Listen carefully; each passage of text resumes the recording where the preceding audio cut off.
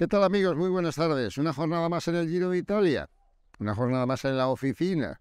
Bueno, uno de esos días en los que hubo noticias y no fueron malas noticias, a pesar de que se trataba de una jornada de transición en la que teóricamente no tenía por qué ocurrir nada especialmente relevante que no fuese algo accidental, ¿no? Y sin embargo, la jornada fue de esas que nos acerca y nos reconcilia con el ciclismo en todos los sentidos, en todos los órdenes. Desde la preocupación de la salida en Nápoles porque todavía estaban los ecos de la victoria del Nápoles en el calcio italiano, en la Serie A, tantos años después de Diego Armando Maradona. Porque algunos bastardos debían dedicarse a tirar a chinchetas, hubo un montón de pinchazos en los primeros kilómetros de la etapa. Porque luego hubo un movimiento atractivo en el final que le puso un punto de emoción extraordinario a la jornada y sobre todo y muy especialmente, y perdonadme la licencia porque hoy la carrera transitó por la célebre Costa Amalfitana, que es uno de los lugares más hermosos de Europa, con las casas colgadas en los acantilados de esas zonas de Amalfi, de Positano, lugares absolutamente maravillosos junto al Golfo de Salerno, junto al Golfo de Sorrento y de Nápoles, que desde luego adornaron, y de qué manera, ¿no?, el recorrido, porque es un paraje natural verdaderamente espectacular. Bueno, pues todo eso a veces son ingredientes. Cuando dices al final que ha ganado más Pedersen al sprint, dices, bueno, para esto no merecía, ¿no? Pues sí, claro, te merece. El ciclismo es una serie de componentes que al final están provocando una serie de preocupaciones, atenciones, interés, que va mucho más allá de lo que la carrera en un momento determinado pueda decidir. Era una etapa de transición, es verdad, no ha decidido nada, no hay cambios en la clasificación general. Afortunadamente comparecieron en escena los hombres que ayer salieron tocados, como Primo Roglic y Remco Evenepoel. Evenepoel se había quejado de un fuerte golpe en el sacro en la segunda caída que se produce en meta, pero apenas se resintió, y es verdad que también la climatología acompañó, hizo un día soleado, los corredores no estaban para mirar las excelencias de los acantilados, ¿no? Pero el clima sí acompaña, ¿no? Y máxime cuando hay que restañar heridas y recuperar sensaciones. Así que por ahí la etapa sí nos transmitió esa serie de emociones que muchas veces van allá o van más allá del resultado final de la carrera.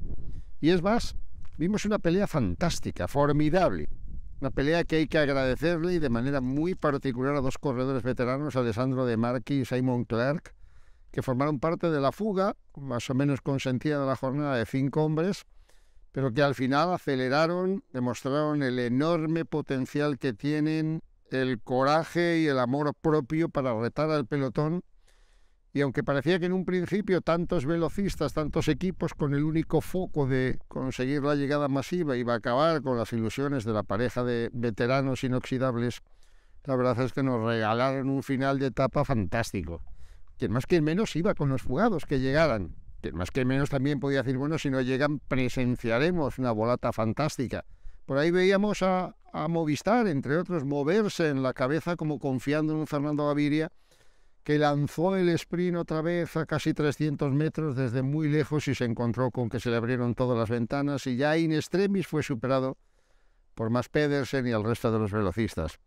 Pero faltaban 300 metros para la línea de meta cuando fueron neutralizados Clark y De Marchi.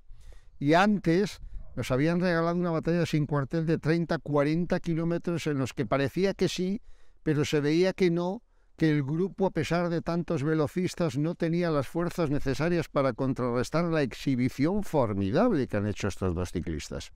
Por eso digo que el ciclismo es una suma de emociones. Si al final dices ha ganado Pedersen y sigue de líder Regnersson, y Roglic y Evenepoel mantienen las diferencias en la general de cara a la jornada de mañana, te da la sensación de que has podido pasar olímpicamente de la etapa, carajo error, salvo que tengas alguna cosa más importante que hacer, que las hay, ¿eh? Pero quiero decir con esto que el ciclismo, y una gran vuelta, como es el Giro de Italia, una vuelta de 3 semanas, nos ofrece una serie de alternativas y de espectáculo diferente de todo índole, ¿no? Y hoy el desfile turístico por la costa amalfitana era absolutamente insuperable. Y la pelea final, inimaginable. Porque no es normal que dos corredores, bueno, al decir veteranos no estoy poniendo ninguna losa encima de ellos, al contrario, con mucha clase, que andan mucho, que conocen las victorias en la Vuelta, en el Giro, etcétera, en el Tour, fueran capaces de retar a todo un pelotón hasta 300 metros de la línea de meta. Lástima que se le escapara la victoria a Gaviria. Digo lástima porque trabajó bien Movistar y porque Gaviria parece que está reduciendo sus opciones a tener que arrancar siempre a 300 metros. Ahí se le fue la Milán-Turín, ahí consiguió la victoria en Romandía, ahí lo intentó también el otro día, como si no pudiera tener un mano a mano, como si no tuviera ese treno que pudiera lanzarlo in extremis, ¿no? Yo creo que en Movistar hay gente como Cantero, como Barta, como Rojas, que sí pueden desempeñarse perfectamente en esa lid, ¿no? Pero bueno, lo intentó, fue superado in extremis por los demás, pero nos dejó el regalo de su formidable ataque, porque hay que reconocer que Gaviria es un cohete, es un misil cuando arranca. Lo difícil es mantener 300 metros a punta de velocidad cuando te vienen los demás. Cómo soltó a Consoni, que se había adelantado en los acontecimientos, lo sacó de rueda y solo en última instancia el poderío enorme de Mads Pedersen le dejó sin victoria, ¿no?, del corredor danés. Bueno, total, no ha pasado nada, vale, pero yo al menos he disfrutado, y creo que muchos aficionados también, de la etapa en la que ha ganado Pedersen, que no había ganado. No olvidemos que en la línea de salida es uno de los grandes favoritos, uno de los mejores velocistas, si no el mejor, el ex campeón del mundo del Trek Segafredo, y que al final había ganado Milan, había ganado Groves, había ganado Matthews, estaban ganando todos, y Pedersen por fin en la sexta etapa ha conseguido la victoria. Y hay etapas en las que resulta un aburrimiento y un tedio. Tiene que haber de todo. Esto es como la lotería o la fortuna, ¿no?, que acompaña los días más o menos. Hay otras etapas en las que no esperas nada y la desgracia, como ayer, se ceba y el susto nos tiene encogido el alma, y hay otros días en los que tampoco esperas mucho y hay un montón de sensaciones que el aficionado, el espectador en este caso, percibe. Así que recordamos cómo quedó la etapa, con la victoria de Pedersen por delante de Milan, que sigue siendo Maglia Ciclamino, imponente el ciclópeo corredor italiano del Bahrein. Tercero Ackermann, cuarto Groves, quinto Gaviria, sexto Matthews, séptimo Albanese, octavo Mayhofer, noveno Rota y décimo Simone Velasco. Entraron prácticamente todos ahí, bueno, salvo el grupo en el que estaba Cavendish, que penó lo suyo después de la caída de ayer, y que entró muy retrasado también David Decker, que llegó el último a 20 minutos. No hay cambios en la clasificación general, es decir, se mantienen las mismas diferencias, con el atractivo de ver qué es lo que puede ocurrir mañana, porque se abre aquí un abanico y creo que sí es conveniente poner un poco el foco en esa cuestión. Mañana es la primera gran llegada de montaña. Teníamos el lago Laceno del otro día, que fue un 50-50, escapada buena, la victoria de Paret Pentre, pero a la hora de la verdad, aquel dominio de Ineos en los últimos kilómetros de ascensión sin que se moviera nadie, nos dejó a todos un poco como descolocados, ¿no? Bueno, es una carrera de 3 semanas, hay que dar tiempo al tiempo. Llega la segunda cita, Campo Imperatore. A ver, el Gran Sasso no es una subida imponente, pero hay 40 kilómetros de subida. Es decir, primero es en un puerto de segunda encadenado con el Gran Sasso hasta Campo Imperatore arriba, y la sensación es que es un terreno fantástico para que la gente intente moverse. No estamos hablando de esa llegada exigente de escaladores puros, en los que, bueno, es obligado que haya unas ciertas diferencias, sino un terreno que puede dar pie a que alguien lo intente y sobre todo a esperar cuáles son las maniobras de los demás, porque abríamos ese debate hoy, ¿no? Y os lo hablo a vosotros también, nos lo abrimos en general. ¿Qué puede pasar mañana? A ver, la diferencia del Leknesund en la general es de 28 segundos sobre Renko Evenepoel. Yo lo recuerdo. 28 sobre Renko, 30 sobre Paret Pentre, 1 minuto sobre Almeida, 1.12 sobre Roglic, Thomas a 1.26 con Blasov, Skuggins a 1.29, Geoghegan a 1.30, Albanese a 1.39.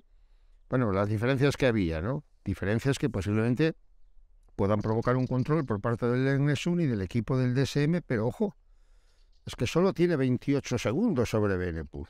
Es decir, a poco que se mueva la carrera en el final de etapa, podría, no voy a decir que sea lo más normal, pero el Leknesund se puede defender bien, dependerá un poco del ataque, de los movimientos, etcétera, pero podría resultar absolutamente normal que, sin pretenderlo, Evenepoel sea de nuevo malla rosa de la carrera.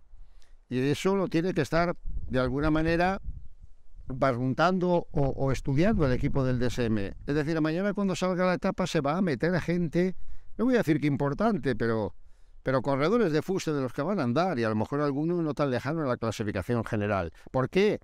Pues porque mañana no van a trabajar los equipos de los sprinters, que saben que no tienen ninguna opción. Entonces, ¿quién le va a poner mañana el cascabel al gato? Pues teóricamente el equipo del líder, pero si ve de verdad opciones.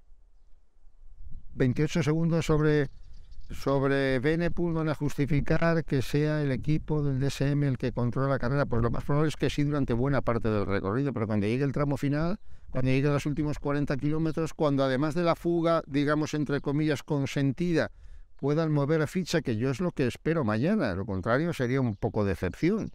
Espero que mañana muevan ficha pues 3 hombres, gente que ya ha dado a 2 minutos, a 2,5. Podríamos hablar de los colombianos, empezando por Santiago Buitrago, siguiendo por Eiler Rubio, terminando por Rigoberto Urán, que ayer cedió tiempo y está a 3 minutos.